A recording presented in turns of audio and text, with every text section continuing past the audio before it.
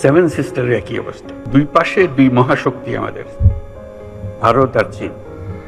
নেপাল বারে বারে বলছে আমাদেরকে নিয়ে যাও, আমরা এক পায়ে খাড়া নেবার জন্য মাঝখানে ওইটুকু পথ অতিক্রম করার সুযোগ আমাদের এখন দেওয়া হচ্ছে না। নেপালের যে অবস্থা, ভুটানের যে অবস্থা, নেপাল ভারতের সেভেন সিস্টারের একই অবস্থা। দুই পাশে দুই মহাশক্তি আমাদের, ভারত আর চীন। তারা দ্রুত গতিতে এগিয়ে যাবে।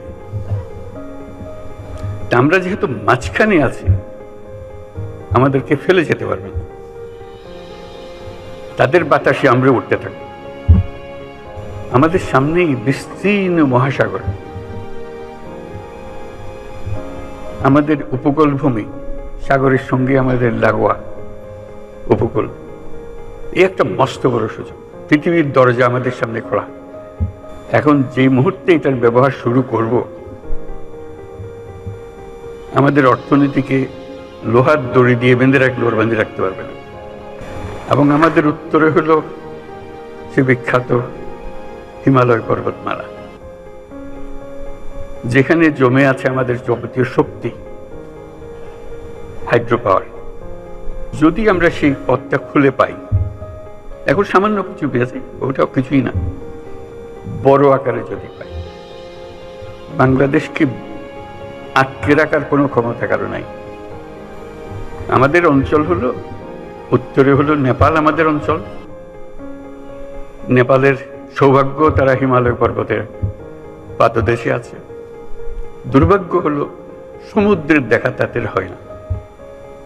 তাদের সমুদ্র দেখতে হলে আমাদের মাঝখান দিয়ে দেখতে হবে, আমাদের মাধ্যমে দেখতে হবে।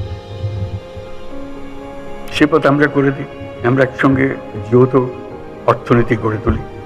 তার সমুদ্রের অভাব, আমার পর্বতের অভাব, হাইড্রো, দুই অভাব একসঙ্গে পূরণ করি দুজনে।